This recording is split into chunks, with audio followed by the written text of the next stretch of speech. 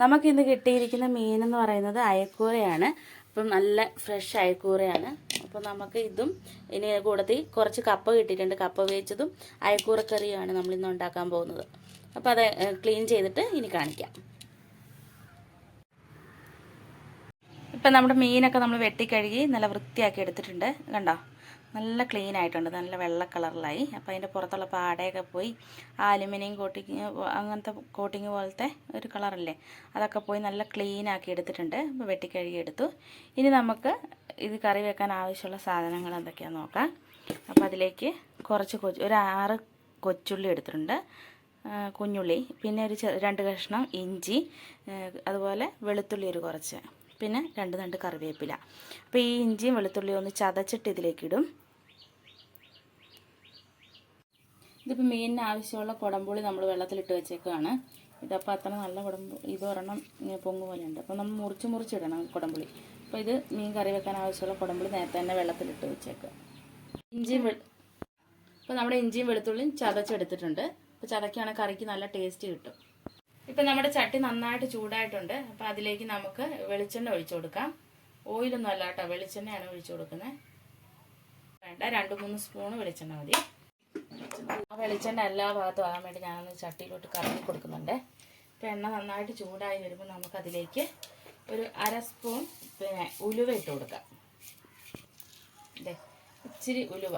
ആ ഉലുവ ഇട്ട് ഒന്ന് പൊട്ടി വരുമ്പോഴത്തേനും നമ്മൾ ഇഞ്ചി വെളുത്തുള്ളി ആ ഉള്ളിയെല്ലാം കൂടെ ഇട്ടിട്ട് വഴറ്റിയെടുക്കുകയാണ് ചെയ്യുന്നത്. അപ്പോൾ ഉലുവയൊക്കെ പൊട്ടിയിട്ടുണ്ട്. നമുക്കതിലേക്ക് ഇഞ്ചിയും വെളുത്തുള്ളിയും കൊച്ചുള്ളി അരിഞ്ഞതും ഒക്കെ ഇട്ട് കൊടുക്കാം. അപ്പോൾ കൊച്ചുള്ളിയൊക്കെ ഒരുപാട് ഇടരുത്, ഒരുപാട് ഇട്ടാൽ മീൻകറിക്ക് മതിരിപ്പായിരിക്കും. അപ്പോൾ അതുകൊണ്ട് സവാള ഇടാണ്ടിരിക്കുന്നത് ഏറ്റവും നല്ലത്. അപ്പോൾ കൊച്ചുള്ളി ഇടുന്നെങ്കിൽ കുറച്ച് മാത്രം ഇടാം, അല്ലെങ്കിൽ ഉള്ളി അങ്ങ് ഒഴിവാക്കിക്കോ, വെളുത്തുള്ളി ഇഞ്ചി മതി. അപ്പോൾ അതിനിട്ട് നന്നായിട്ട് വഴറ്റാം. വെളുത്തുള്ളി നന്നായിട്ട് മൂത്ത് വന്നിട്ടുണ്ട്. അപ്പോൾ അതിലേക്ക് നമുക്ക് എടുത്ത് വെച്ചിരിക്കുന്ന കറിവേപ്പില ഇട്ട് കൊടുക്കാം. അതിന് 2 കൂടി ഇട്ട് കൊടുക്കാം കേട്ടോ ഞാൻ. അപ്പോൾ കറിവേപ്പിലയും കൂടി ഇട്ടിട്ട് ഒന്ന് ഇളക്കിയതിന് ശേഷം നമ്മൾ എടുത്ത് വെച്ചിരിക്കുന്ന പൊടികളിടാം. മുളക് പൊടി, കാശ്മീരി ചില്ലിയാണ് ഞാൻ എടുത്തേക്കണേ. അതും മറ്റേ മുളക് പൊടിയും കൂടെ കൂട്ടി മിക്സ് ചെയ്തതാണ്. അപ്പോൾ അതൊരു 3-4 സ്പൂണുണ്ട്. പിന്നെ ഒരു 1/2 സ്പൂൺ മഞ്ഞൾ പൊടിയുണ്ട്. നമ്മൾ മല്ലിപ്പൊടി ഇടത്തില്ല കേട്ടോ മീൻ കറിയിലോട്ട്. അപ്പോൾ നമ്മൾ ആ പൊടി രണ്ടും ഇതിലേക്ക് ഇട്ട് കൊടുക്കുവാണേ. തീ കുറച്ച് വെച്ചിട്ട് നമ്മൾ ഇത് ഇളക്കിയെടുക്കും. അപ്പം അതിൻ്റെ പച്ചമണമൊക്കെ മാറി നന്നായിട്ട് ആയി വരാൻ വേണ്ടിയിട്ട് നമുക്കത് നന്നായിട്ട് വഴറ്റി കൊടുക്കാം. ഇനി ഇതിലേക്ക് ഒരു ശകലം പുളിവെള്ളം ഒഴിച്ചു കൊടുക്കുകയാണേ. അതൊന്ന് കുറുകി വരുമ്പോൾ ബാക്കി വെള്ളം ഒഴിച്ചു കൊടുക്കാം നമുക്ക്. ഇപ്പം നമ്മൾ ഒഴിച്ച വെള്ളം എല്ലാം വറ്റിയത് നല്ലപോലെ കുറുകിയിട്ടുണ്ട്. അപ്പം നമുക്ക് ബാക്കിയും കൂടെ പുളിവെള്ളം ഇതിലേക്ക് ഒഴിച്ചു കൊടുക്കാം. എത്രയാണോ മീൻ അതിനാവശ്യമുള്ള പുളി ഒക്കെ ഇട്ട് കൊടുക്കുക. നമുക്കിതിലേക്ക് ഉപ്പും കൂടി ഇട്ട് തിളപ്പിക്കാം കേട്ടോ. അപ്പോൾ ഉപ്പും കൂടി ഇട്ടിട്ട് തിളക്കട്ടെ. തിളച്ച് വന്നതിന് ശേഷം മാത്രം നമുക്ക് മീനിടാം. ഓക്കെ, ഇപ്പം നമ്മുടെ മീൻകറിക്കുള്ള ഗ്രേവി തിളച്ച് വന്നിട്ടുണ്ട്. ഇനി നമുക്ക് തീച്ചിട്ട് കുറച്ചിട്ട് നമുക്ക് ആ കഷ്ണങ്ങൾ അതിലേക്ക് ഇട്ട് കൊടുക്കാവേ.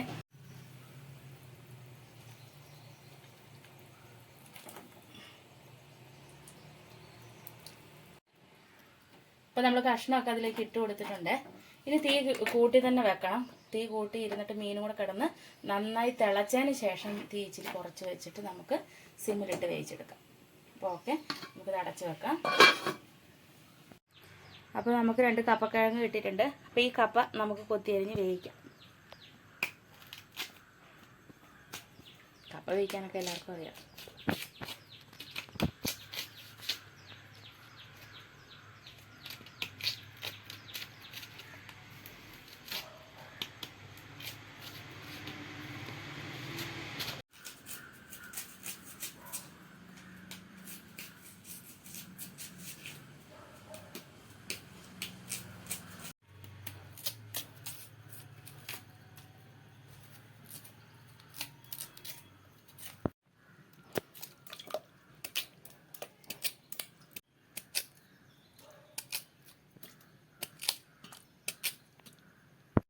ഇപ്പോൾ നമ്മുടെ കപ്പ കഴുകി വൃത്തിയാക്കി അത് അടുപ്പത്ത് വെച്ച് വേവിക്കാൻ പോവുകയാണ്.